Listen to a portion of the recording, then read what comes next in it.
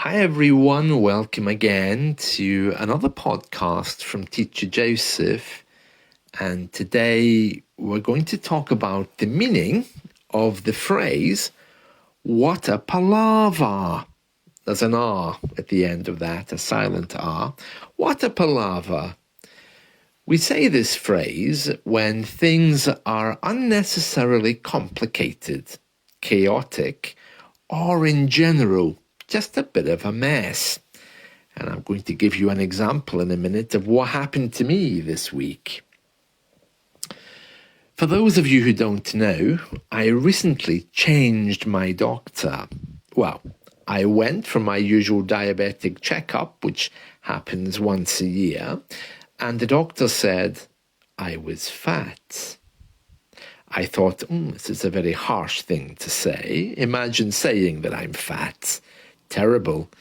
And then she said obese when she was, carrying on the conversation, which was, equally upsetting. I mean, she is right, perhaps.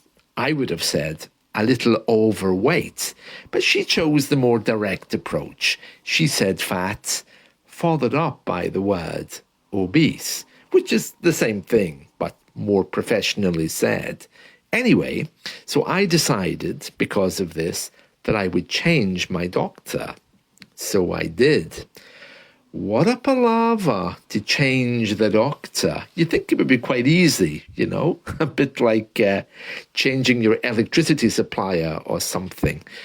It was actually easy to change the doctor. I mean, I just went to a different doctor and said, hello, can I see the doctor here instead of my usual one? And then, of course, the receptionist, why? Why do you want to change your doctor? And in fairness, I do live around the corner from the new surgery. So I said, well, you're closer because I just live around the corner. And she kind of stared at me and grunted, as doctors, receptionists do. That was fine. But, I have regular medication for diabetes. So she said, so are you on any regular medication? And I said, yes. And she said, oh, wow. You better make sure that your old doctor gives you lots of that medication because it can take us 2 or 3 months to set up your new medication system. So I said, okay. And then that's where there was that big palaver. Because despite running out of medication, I couldn't get any more. I went to the pharmacy and they told me, oh, wow, we can give you some medication, but you need to talk to your new doctor. So I did. And then the new doctor said, oh, well, you have to come and see us before we can give you medication. What a palaver. And that's what British people say when something is unnecessarily complicated. We say, oh, what a palaver. A palaver is a noun that generally refers to a prolonged, idle, or unnecessarily complicated discussion or situation. It's just like something which is a big hassle, fuss, or troublesome. Oh, filling out these forms, what a palaver. Yeah, to change the doctor, there's like 3 forms to complete, while the receptionist growls at you in the background. So what a palaver. So, to change a doctor, what a palaver here in the UK.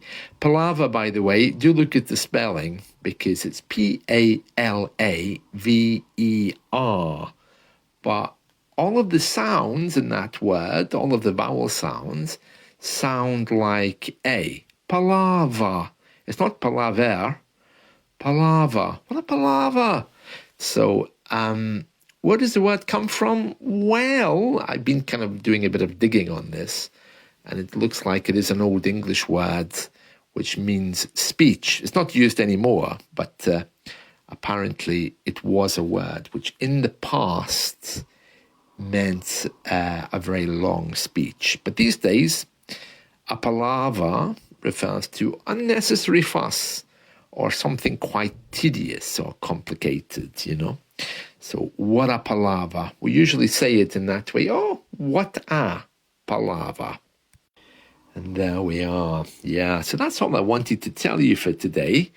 That's some advice. Number one, don't try to change a doctor if you're in the UK, especially if you're on regular medication. I mean, I did get mine in the end, you know, after upsetting a few people and being growled at again by the receptionist. But it did take 3 visits, 2 phone calls, and an actual visit to the new doctor. In fairness, it was a nurse. She was harmless enough.